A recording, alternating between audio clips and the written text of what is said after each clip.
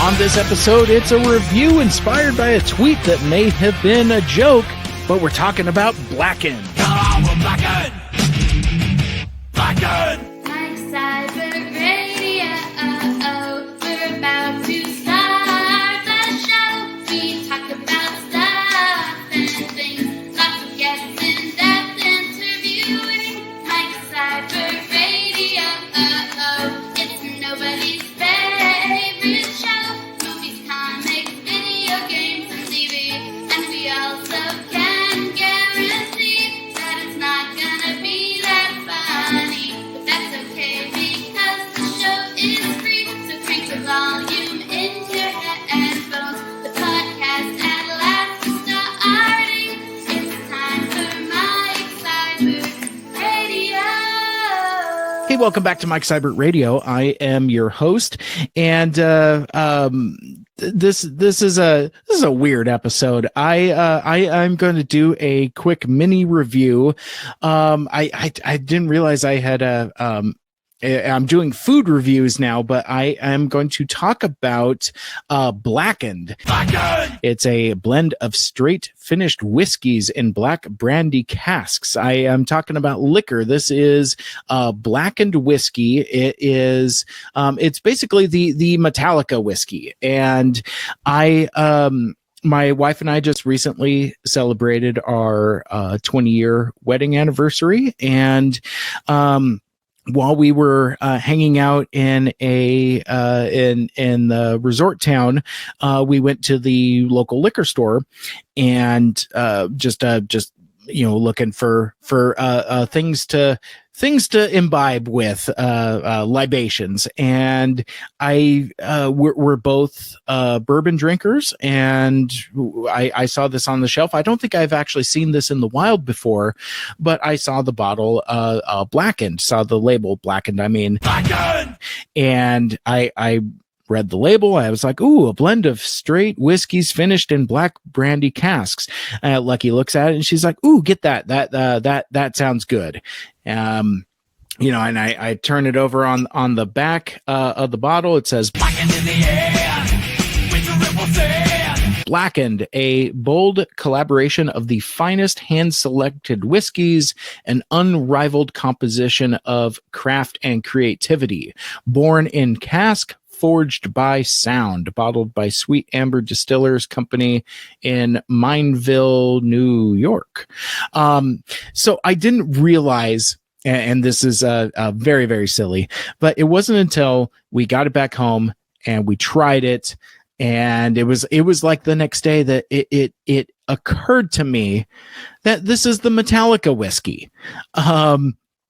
Please feel free and laugh at me, but no, it's the whiskey that was created in collaboration with the band Metallica. And I remembered seeing that this was going to be a thing that came out a while ago, and I quite frankly just kind of forgot about it. And as I said, this was kind of like the first time I saw it out in the wild. I hadn't really pursued it, and the description on the bottle was enough to turn our heads and get our interest.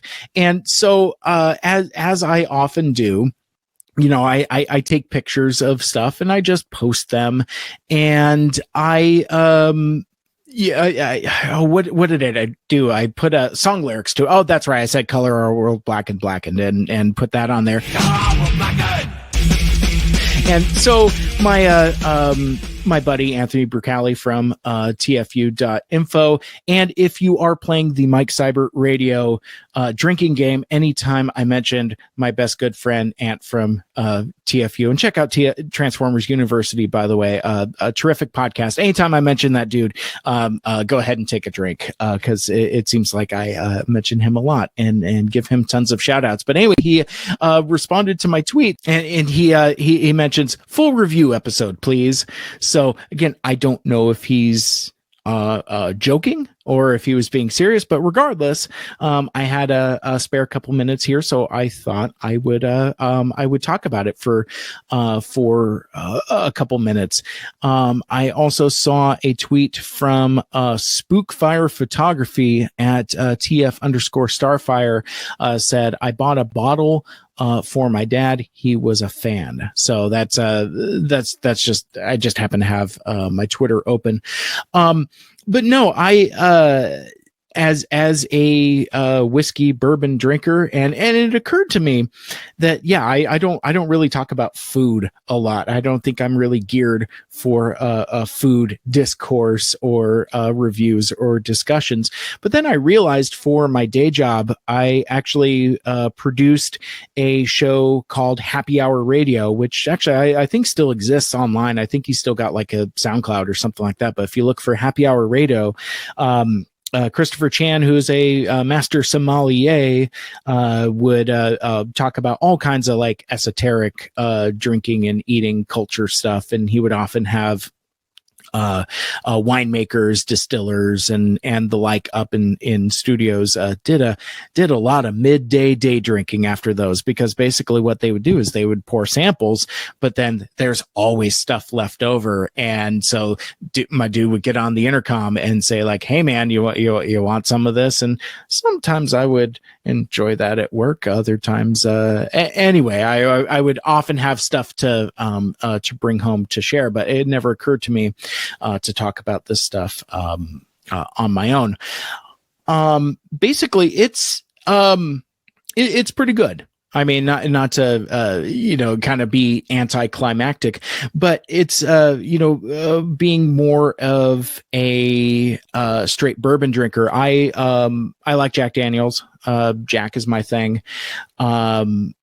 I have a buddy of mine who's a Jim Beam fella, and he's always trying to push that on me. I don't dislike Jim Beam, but I think it's more of a Coke Pepsi situation. And I think in this situation, I kind of more prefer Coke. It does remind me though, when I went to go see Clerks 3 at the Neptune, and I got a Jack and Coke from the vendor along with that Rainier Tallboy. But I don't know if you've ever run into this situation, but if you're ever getting a Jack and Coke and the server asks if Pepsi is okay, my answer is almost no, it's not okay. But it was kind of funny. I asked this dude for a Jack and Coke, and it wasn't before I already saw the flash of that blue can as he was already pouring Pepsi into it. And it was fine. It was whatever. Not the end of the world. Anyway, back to the Blackened here. It's okay. So it's a 45% alcohol by volume, so that's 90 proof, relatively high octane. It's not as hot as other 90 proof whiskeys would be, like, you usually get like that heavier alcohol burn. This does have a smoothness to it, that it's pretty mellowed. Flavor wise, you can tell it is a blend. So like anybody that like wine drinkers, you'll have like, varietals, Merlot, Cabernet, whatnot. Both the advantage and disadvantage of this is that it doesn't necessarily taste like any one thing, because it's not any one thing. It's a blend of presumably a few different whiskeys, and where it kind of gets the more mellowed, smooth flavor is from being aged in brandy casks. So that means it's like stuff that was used for brandy first. Texture of it is, it's straight alcohol, but it's a little heavier on the palate that I'm kind of used to. It's not quite as thick or cloying as, say, like a liqueur. It's not like Fireball or something where it's just like, sugar water cough syrup. But there is a little extra viscosity or thickness or density to the whiskey. It's a little heavier in I don't know, the weight of the fluid. I already said viscosity. I don't have enough words in my vocabulary to articulate that further. It just feels a little thicker. But there's it has a pretty explosive flavor profile, definite hints of vanilla and caramel and kind of a smoky charcoal aspect to it that kind of adds to that flavor complexity. So yeah, I mean, you know, it's overall pretty good. It's not something that I would want to drink a lot of it. Now, I mean, anything should be enjoyed in moderation, but especially when you're messing around with straight liquor. I don't think this is the kind of whiskey that you mix with stuff. Like it's just something that you put in a glass and sip. I don't think you want to shoot it.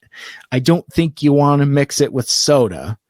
I think what you want to do with it is put it in a short, wide glass, and not to be, super fancy or bougie or esoteric about it, but yeah, kind of swirl it around and kind of sniff it a little bit, enjoy, premium whiskey is kind of designed to be enjoyed kind of the same way that you enjoy wine. At the end of the day, it's food. Like, even as hipster as folks want to be about wine and tastings and pairings. And I mean, it's really like anything else where, sophistication comes from experience. Just listen to the way that we talk about action figures and toys in the toy collecting community. You talk about things about like engineering and parts count and ab crunch and posability, articulation, just these terms that you just throw out there that kind of seem haughty and perhaps coded to the uninitiated. It's but it's just it's terms of experience and fluency with the material that you're talking about. So but yeah, so I mean, I guess talking about liquor and food isn't all that much different than talking about toys or TV shows. It's stuff. But at the end of the day, this stuff is food. So it's like I kind of thumb my nose at wine snobbery and maybe liquor snobbery to an extent, because yeah, end of the day, it's just food. So you can enjoy the whiskey however you like. Don't let me tell you what to do. I'm just telling you how I do it. We just pour it in a short glass and just, sniff it and swirl it and drink it and enjoy it. Not necessarily with food. Definitely not on the rocks. You don't want to put ice in there and dilute it. So yeah, that's just kind of some of my thoughts and notes on there. But yeah, no, I mean, I like it. I think we paid about $50 for it. I don't remember because I mean we bought a couple other things as well, but I think it's like $50 on the shelf, and for a fifth, a 750 milliliter bottle, I think that's appropriately priced. It doesn't feel exorbitantly overpriced, nor is it too cheap. It does feel like it's a premium craft whiskey. But the thing that I do want to note though is that there is no indication that this has anything to do with Metallica on the bottle. So it's like, the label has like a matte black, what I could interpret to be a sound wave. It looks kind of like a waveform, and then it has a stylized block lettering for blackened. And yeah, the only thing that would trigger anything to think that it would be in connection with a band is like the last line on the back of the bottle that says "Born in cask, forged by sound." Forged by sound. What does that mean? Using sonic waves to age this blended whiskey? I don't think so. But it reminds me of what I had said. I think I even tweeted this out at the time when they announced that Blackened Whiskey was going to be a thing. I don't know the entirety of the story of how this whiskey came to be or how the collaboration with Metallica happened, but there is a part of me as a fan that I think that the idea of contemporary Metallica partnering with a distillery and putting out alcohol is kind of gauche. As a lot of us might know, lead singer James Hetfield has had multiple struggles with alcoholism. He's been in and out of rehab often and recently. Within like the last couple years, I think like pre-pandemic, there were several shows, including one in Australia. I think like my buddy Greg was set to see them on an Australian tour leg, and that was canceled because James checked himself back into rehab again. And again, I'm not judging. I mean, I applaud him for recognizing that he needs help and seeks the help and gets the help that he needs. It just doesn't seem like it sticks. So, but to that point, I don't know if that comes from being part of a band that is partnering with distillers and making whiskey. I wouldn't dare to speak on the logistics of alcoholism treatment because I don't, it's a world I don't entirely understand. I have my own, struggles and challenges with alcohol use occasionally. I think if you were to ask me, I would probably say that I do self-identify as an alcoholic, but we make jokes in my family. My entire family is alcoholics. And, we joke sometimes that it's like, well, there's alcoholics and then there's alcoholics. So I think I'm in the former rather than the latter. I hope I didn't say that backwards, but no, I just think that it's, I don't know if it's tasteless or, I don't know exactly what, the entire, story is. So as such, I'm just going to go to their website, blackenedwhiskey.com, and they have so here's the story. It's more than a whiskey. Blackened is a testament to the creative process, to the hard work and determination required to make something from nothing. It's a monument to the ones who charge into the fray and come out the other side stronger together. Fueled by decades of creative passion, Blackened is a distillation of the incomparable bond between the band and their community of fans. All of that sounds great. Masterful collaboration. Blackened began as a collaborative effort between Metallica and master distiller and blender Dave Pickerell. Sadly, Dave passed away in late 2018, shortly after the launch of Blackened. In 2019, master distiller Bob Dietrich joined the team as master distiller and blender and guardian of Dave's legacy blend. And unapologetic masters of craft in their respective fields, they've built on world-renowned legacies by carving out new spaces and bringing their singular, incendiary perspectives to everything they touch. Unlikely collaborators on the surface, their shared creative fire and dedication to craft make them anything but. Together, they've created Blackened, an unconventional whiskey of uncompromising quality. Okay, sure. And there's more bio stuff Actually, no, I'll read this little bit about Metallica because it's got like the two distiller guys and Metallica. Metallica formed in 1981 in Los Angeles, California by drummer Lars Ulrich and vocalist guitarist James Hetfield. Metallica has relentlessly pushed the boundaries of music for over 3 decades. Considered one of the most influential bands of all time, Metallica has picked up 9 Grammys and 23 nominations with over 125 million albums sold worldwide, along with lead guitarist Kirk Hammett and bassist Robert Trujillo. Metallica continues the world, playing to sold-out arenas from Asia to the UK, Lisbon to Los Angeles. So that's basically the story of Metallica.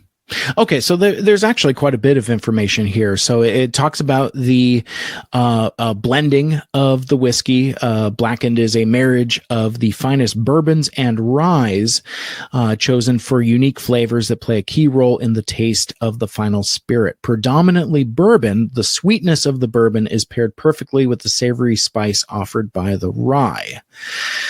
For Blackened, they chose to finish the whiskey in black brandy casks. The result is an added apricot note that plays perfectly alongside the honey and caramel tones of the pre-finished whiskey. After the whiskeys have been combined in the black brandy cask for finishing, they're jolted back to life by the unmistakable earth-shattering music of Metallica. Wait a second. Okay, I think I've landed on something here. Okay, so let me read that one more time. After they're put in the black brandy cask, they're jolted back to life by the unmistakable earth-shattering music of Metallica. Using our proprietary black noise sonic enhancement process, the whiskey is pummeled by low hertz sound waves, which force the whiskey deeper into the wood of the barrel, where it picks up additional wood flavor characteristics. Okay. I was joking when I said I didn't know if they treated it with sound. The process the whiskey undergoes is intense. The flavor is anything but. The whiskey has a warm honey amber color. Burnt caramel, oak, and honey are presented on the nose with moderate hints of spice upon first taste. The flavor builds with notes of honey, cinnamon, allspice, clove, and mint, with unexpected apricot lingering underneath. Expect a long and smooth finish with slightly creamy hints of butterscotch, taffy, maple, and honey. And it's interesting, when we talked about tasting notes earlier, and I wonder if sometimes that how am I trying to phrase it? Basically, like, I wonder if it's suggestion, meaning like if you say it has apricot flavoring, are you going to notice it? Because I intentionally read this as I went, rather than kind of coloring my perspective. And I'm glad that I read this after I had tried to want that association. So now, if you're listening to this and you haven't tried the whiskey yet, your head is filled with all kinds of vivid illustrations of what to look for, what to notice. Because like sometimes, I'll go, we'll go either wine tasting or spirits tasting, and you almost kind of fight it. It's like, I don't taste apricot in there. I don't taste butterscotch, that kind of thing. So yeah, and like I said, we were talking earlier about like the what was it called? The black noise process. It's the playlists. So apparently they have forged by sound. Each batch of Blackened has a unique playlist that was used to sonically enhance the whiskey during finishing. This is getting really silly. As the well-aged whiskey rests in the finishing barrels, the music is played to the barrel, causing the whiskey inside to move and interact with the wood. The movement of the whiskey and the amount of interaction depends on the sound being played, so the variation of the music creates a slight nuance from one batch to the next. Throughout this process, Dave tests the whiskey to determine the optimal color and flavor profile of each batch. Now, on their website, blendedwhiskey.com, they do have specific playlists. And so, select, okay. There are, you could probably hear my scroll wheel going, but there are several. So the default on here is batch number 81081. So if you're listening to Triple Takeover, it's 081, not just 81. Selected and arranged by James Hetfield, Kirk Hammett, Lars Ulrich, and Robert Trujillo. You can get it on Spotify and Apple. But so I just wanted to run through the particular songs on this particular playlist for this particular batch of Blackened American Whiskey. There are 15 songs. And starting from the top, you got Eye of the Beholder, Cyanide, I Disappear, For Whom the Bell Tolls, Sad But True, One, Outlaw Torn, Broken, Beaten, Scarred, Call of the Cthulhu, The Thing That Should Not Be, Dream No More. I don't know if I know that one. Maybe that's off of Hardwired. Frayed Edge of Sanity, Fight Fire with Fire, Orion, and Disposable Heroes. So quite the eclectic Metallica playlist. I might actually have to listen to some of those songs in that particular order, because there are some groovy combinations there. But I really wonder how much curation is into this and how much nuance there is between those individual songs, because, especially with the instrumentals, there are a lot of peaks and valleys and dynamic range. And there are some in here that just thrash. And then there are some that are a little more subtle. So yeah, I don't know if this is a big gimmick or if there's something into it, but hey, we learned more about the black noise process that goes into blackened whiskey. So again, it's a blend of straight whiskeys finished in black brandy casks, remastered by Dave Pickerell, R.I.P. It is 45% alcohol by volume, so it's 90 proof. Blackened is a bold collaboration of the finest hand-selected whiskeys, an unrivaled composition of craft and creativity, born in cask, forged by sound. So there you go. That's if it's something you want to give a day in court, check it out. I think it's worth your time if you're into high-end spirits or premium whiskeys. And so yeah, I think that will I think I'll just leave it there for now, and that will wrap things up for this particular episode. Oh, actually, hang on. Sorry. Before I leave, I should have mentioned this way earlier, but I wanted to mention that I will be at TFCon coming up this weekend. That is going to be TFCon Chicago. That is going to be starting this Friday, October 21st, and going through the 23rd. So I will be there on the show floor. I'm flying in Friday and I'm flying out Monday morning, so I will be there all weekend.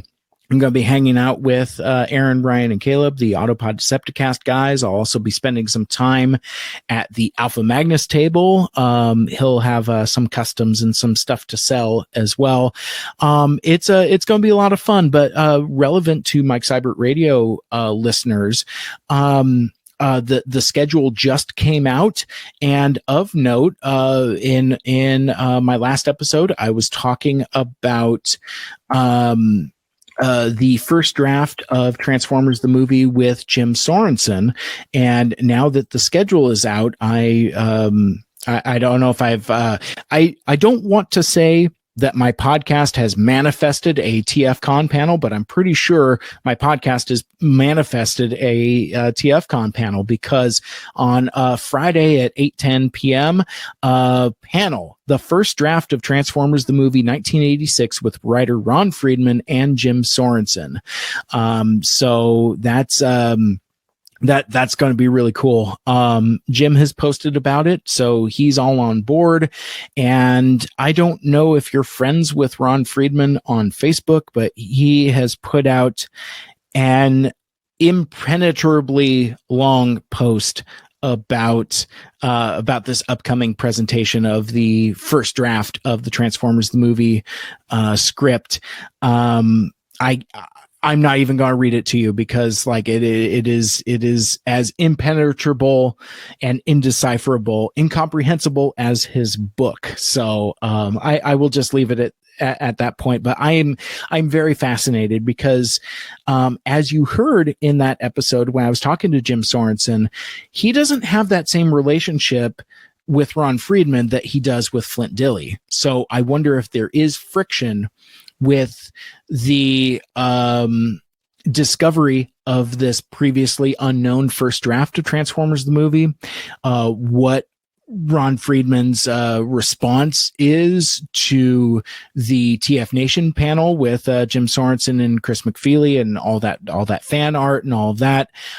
He's posted some things on his Facebook that makes me believe that he either doesn't recall these things or disputes things. Like he doesn't remember a train that transforms into a snake. So this is going to be one to watch. I'm really excited to watch that. That is going to be Friday night. But then I'm the highlights for me is I've already signed up for a autograph with Peter Cullen. I've never met him before, and I would like him to autograph my Transformers the movie poster. And Sue Blue, the voice of RC, will be there as well. So I'm looking to get her autograph, and I'm just really excited about that. There's several great panels. I don't know if I'm going to do any podcast material. I can see that there is a podcasters roundtable to round out Sunday, but as I'm recording this, I don't know who's in charge of it. But I've already mentioned to Aaron, Ryan, and Caleb, the Autopod Decepticast guys, that I think we might have to crash that party. So I don't know if Vangelis is coming down or if it's the transmissions guys or whatever. But yeah, I think we're going to have to try to sneak our way onto that. So you might hear some Mike Seibert radio during the podcasters roundtable, but stay tuned for that. But yeah, so anyway, so I think that will wrap things up here. Thanks so much for listening and for hanging out with me. And a special shout out to Anthony Brucali for putting a tweet that may have been a joke, but this ended up being kind of fun to talk about it, doing a full whiskey review. And if you want to listen to my podcast, you can subscribe on Apple Podcasts, Stitcher, Google Podcasts, Spotify, TuneIn, or wherever the heck else you listen to your podcast. Like, share, rate, and review the show. Let me know what you like and what you'd like to hear more of in the future. Is it more stuff like this? My name is Mike. This has been Mike Seibert Radio. And until next time, make good choices. Cheers. To begin with the dance of the dead. Blackened is the end. To begin with the dance of the dead. Fire is the outcome of hypocrisy. Darkest potency in the exit of humanity. No, I will blackened. What's most exciting to me about launching our own whiskey brand is bringing the magic on a different level. We're not throwing a label on something that's already made. If you're gonna put a whiskey out there, it better be good and it better be on the vanguard. Dave Pickerel is a legend in crafting and creating happiness. He has created brands and tastes that have been innovative, and if we're gonna try something new, get the best. Whiskey has a certain aging process that is involved and not cheapened. In a way, with Metallica, that's how the songwriting goes in this band. It takes time. It's not so much thinking outside the box, it's getting away from the box completely. It's what box? There is no box. The next chapter, 37 years in, and we still get a chance to do something great and unique. Fuck yeah, bring it on.